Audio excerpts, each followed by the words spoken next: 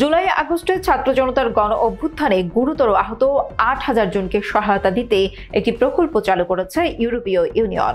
Bangladesh red crescent সোসাইটির মাধ্যমে বাস্তবায়িত প্রকল্পটি বুধবার চালু হয়েছে। এতে সহায়তা করবে বাংলাদেশ সরকার।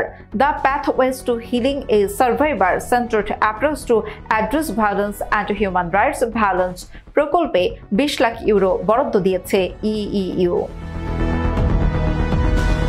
২০২৬ সালের আগস্টের আগ পর্যন্ত প্রকল্পটি বাস্তবায়ন করা হবে। জুলাই আগস্টের সহিংসতায় যারা আহত হয়েছেন তাদের শারীরিক মানসিক উন্নতি ও সুস্থতার জন্য এই প্রকল্প নেওয়া হয়েছে। পাশাপাশি তাদের সামাজিক সংহতি জোরদার ও অর্থনৈতিক স্থিতিশীলতা আনতে এই অর্থ খরচ করা হবে। বাংলাদেশ সরকার ও ইউরোপীয় ইউনিয়ন যতদিন এই প্রয়োজনীয়তা অনুভব করবে ততদিন এটা অব্যাহত থাকবে বলে জানানো হয়েছে। এসব লক্ষ্য বাস্তবায়নে তাদের পুনর্বাসন ও চিকিৎসা সেবা দেওয়া হবে। এছাড়া যারা শারীরিক প্রতিবন্ধকতার মুখোমুখি হবে তাদের সহায়ক উপকরণ সরবরাহ করা হবে।